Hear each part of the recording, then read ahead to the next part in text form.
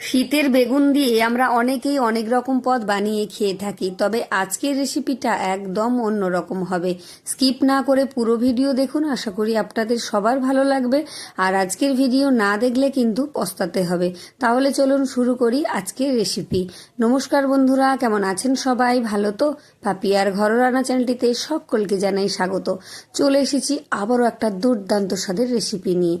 রেসিপিটা তৈরি করার জন্য আমি প্রথমেই একটা টাটকা এবং কচি দেখে বেগুন নিয়ে নিয়েছি। বেগুনটা কিন্তু একটু নরম বা কচি দেখেই নিতে হবে, তাহলে রান্নাটা বেশ ভালো হবে। এবার আমি এটাকে একটু বড় বড় করে কেটে নেব। দেখেই বুঝতে পারছেন আমি কিভাবে কাটছি। খুব বেশি ছোট করে কাটার দরকার নেই, আবার একদম অনেক বড় বড় করে কাটারও প্রয়োজন নেই। এইভাবে একটু বড় বড় ডুমো ডুমো করে কেটে নিলেই হবে। বেগুন কাটতে কিন্তু খুব একটা সময় লাগে না, খুব ঝটপটি কাটা হয়ে যায়। আর এটা রান্না করতে তো একদমই বেশি সময় লাগে না, খুব তাড়াতাড়ি রান্না হয়ে যায়। আর আজকের রান্নাটাও হয়ে যাবে একদমই তাড়াতাড়ি। পুরো ভিডিওটা দেখে আমাকে অবশ্যই জানিয়ে যাবেন, আর বাড়িতে কিন্তু অবশ্যই বানিয়ে খাবেন। তারপর কমেন্ট করে যাবেন যে কেমন লাগলো আজকের রেসিপি। বেগুনটা আমার কিন্তু কাটা হয়ে গেছে। এবার একটা বড় জায়গার মধ্যে নিয়ে নিচ্ছি। এই একটা গোটা বেগুন রান্নার পর কিন্তু অনেকটাই কমে যাবে। বেগুন রান্নার পর কমে যায় সেটা কিন্তু আপনারা অনেকেই জানেন। বেগুনটা কিন্তু এবার আমি ধুয়ে নেব। যেহেতু প্রথমে আমি বেগুনটা ধুইনি, তাই এখানে বেগুনটা ধুয়ে আমি তারপর ফিরে আসছি। চলুন, বেগুনটা এখানে আমার ধোয়া হয়ে গেছে। এবার এর মধ্যে আমি নুন মাখিয়ে নেব। খুব সামান্য পরিমাণ নুন দিলাম, কারণ বেগুনে খুব বেশি নুন প্রয়োজন লাগে না। এবার ভালো করে একটু হাত দিয়ে এইভাবে মাখিয়ে নেব। তারপর মাখানো হয়ে গেলে এটাকে আমি কিছুক্ষণের জন্য ঢাকা দিয়ে রেখে দেব, যাতে করে বেগুনটা নরমও হয়ে যায়। আর রান্না করতে খুব একটা বেশি সময়ও লাগবে না, তেলও লাগবে খুবই কম।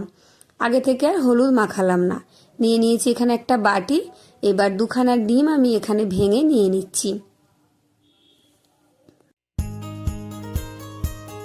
ডিমের মধ্যে দিয়ে দিচ্ছি সামান্য পরিমাণ নুন, আর দিয়ে দেব সামান্য কিছুটা গোলমরিচের গুঁড়ো। এটা দিলে কিন্তু ডিমটা খেতে ভীষণ সুন্দর লাগে। যদি আপনাদের পছন্দ না লাগে তাহলে না দিতে পারেন, কোনো সমস্যা নেই। ভালো করে এবার এটাকে আমি একটু মিশিয়ে নেব। সুন্দর করে ফেটিয়ে নিয়েছি দেখুন। এবার এটাকে আমি একধারে রেখে দেব। এদিকে আমি নিয়ে নিয়েছি একটা প্লেটের মধ্যে 4-5 কোয়া রসুন, 1 ইঞ্চি মতন আদা, 1 ইঞ্চির একটু কম হবে, 3টে পেঁয়াজ, একটা টমেটো আর 2টো কাঁচা লঙ্কা। এবার এগুলোকে কেটে ফিরে আসছি। চলুন, দেখুন সব কিছু আমার কাটা হয়ে গেছে।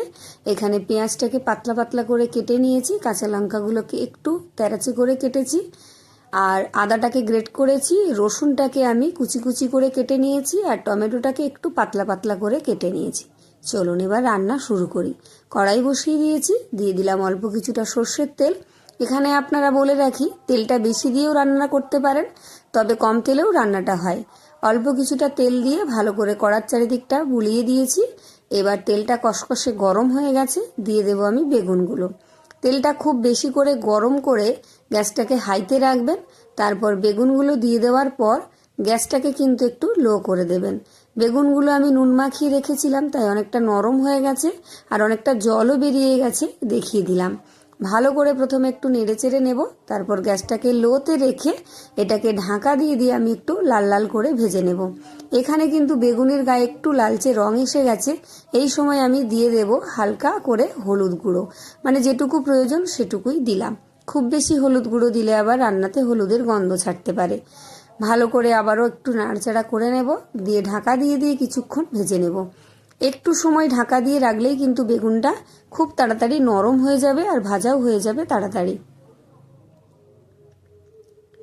এই সময় আমি একটু ঢাকা দিয়ে দিলাম। 2 মিনিট পর আমি ঢাকাটা খুলে নিয়েছি। দেখুন বেগুনের গায়ে কিন্তু বেশ সুন্দর একটা লালচে রং এসে গেছে, আর বেগুনটা অনেকটা নরমও হয়ে গেছে, প্রায় ভাজা হয়ে এসেছে। এবার নেড়ে চেড়ে আমি এটাকে তুলে রেখে দেবো একটা প্লেটের মধ্যে। এর থেকে আর বেশি ভাজার প্রয়োজন নেই, এই রকম একটু ভেজে নিলেই হবে। সমস্ত বেগুনটাকে আমি ভেজে একটা প্লেটের মধ্যে তুলে নিয়েছি, দেখেই বুঝতে পারছেন। এবার কড়াইটা ভালো করে পরিষ্কার করে নিয়েছি, দিয়ে দিলাম 1 টেবিল চামচ মতো সর্ষের তেল। তেলটা ভালো করে কড়ার চারিদিকে একটু ছড়িয়ে নিতে হবে, যাতে করে কড়াই আর আটকে না যায়। ভালো করে একটু ছড়িয়ে নিয়েছি, আর তেলটা বেশ সুন্দর করে গরম করে নিয়েছি। দিয়ে দিলাম আমি ফেটিয়ে রাখা ডিমটা। ডিমটা দিয়েই প্রথম আস্তরণ একটু শক্ত হয়ে গেলে তারপর খুন্তি দিয়ে এইভাবে একটু সরিয়ে দিতে হবে। তারপর আবারও যখন দ্বিতীয় আস্তরণটা একটু শক্ত হয়ে যাবে তারপর সেই আস্তরণটাকেও এইভাবে একটু খুন্তি দিয়ে সরিয়ে সরিয়ে দিতে হবে। এইভাবে সরাতে সরাতে 2-3টে লেয়ারে কিন্তু ডিমটা খুব ভালো করে ভাজা হয়ে যাবে আর বেশ বড়ও হবে। দেখুন, দেখেই বুঝতে পারছেন এইভাবে ডিমটাকে ভেজে নিতে হবে। ডিমটা মোটামুটি শক্ত হয়ে গেছে। এবারে ডিমটাকে আমি টুকরো করে কেটে নেব। বলে রাখি, ডিমটাকে কিন্তু খুব বেশি ভাজা যাবে না, মানে বেশি কড়া করে ভাজতে যাবেন না, তাহলে রান্নাটা কিন্তু ভালো লাগবে না। একটু নরম করেই ভেজে নিতে হবে। এবারে আমি ডিমটাকে উল্টে দিচ্ছি, দিয়ে একটু বড় বড় করে টুকরো করে কেটে নেব। খুব বেশি এখানে ছোট করতে যাবেন না, মানে ভুজিয়া বা ভুর্জি টাইপের করতে যাবেন না, একটু বড় বড় করে রাখতে হবে। তাহলে বেশ ভালো লাগবে, মানে ডিমের স্বাদ আর বেগুনের স্বাদ দুটোই কিন্তু আপনি আলাদা আলাদা করে পাবেন আজকের রান্নাতে।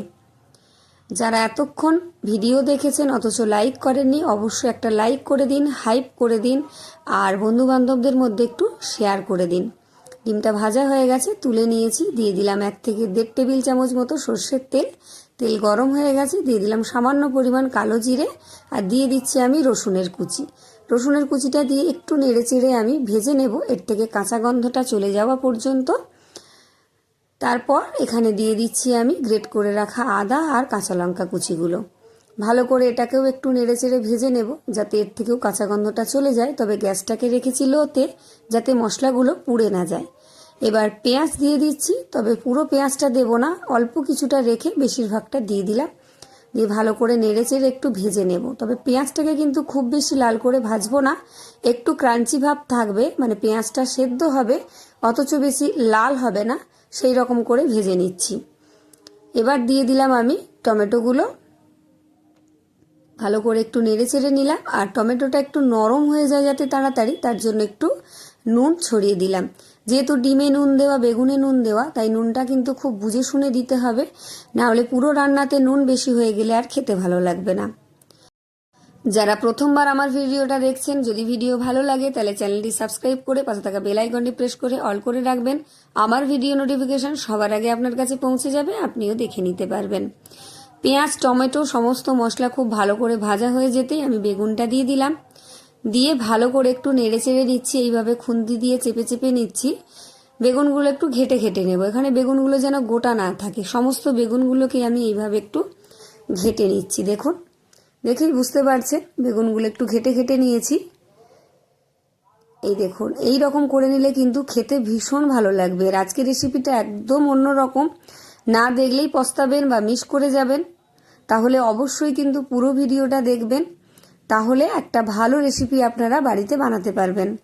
দিয়ে দিলাম এবার আমি ভেজে রাখা ডিমগুলো, ভালো করে একটু নেড়ে চেড়ে মিশিয়ে নিচ্ছি।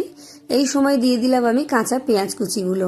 এই কাঁচা পেঁয়াজের ফ্লেভারটা কিন্তু আজকের রেসিপিতে ভীষণ ভালো লাগবে, মানে পেঁয়াজের পরিমাণটা যতটা বেশি দেবেন ততটাই কিন্তু রান্নাটা ভালো লাগবে। আজকের এই রান্নাতে একটু পেঁয়াজটা বেশি করে দেওয়ারই চেষ্টা করবেন। আর পেঁয়াজের স্বাদটা কিন্তু আজকের রান্নাকে একদম অন্যরকম করে দেবে। ভালো করে নেড়ে চেড়ে ওপর থেকে কিছুটা ধনেপাতা কুচি ছড়িয়ে দিলাম। আবারও কিছুক্ষণ নেড়ে চেড়ে নেব। এখানে কোনো রকম গরম মশলা দেওয়ার কোনো প্রয়োজন নেই। ভালো করে নেড়ে চেড়ে এই সময় আমি গ্যাসটাকে বন্ধ করে নেব।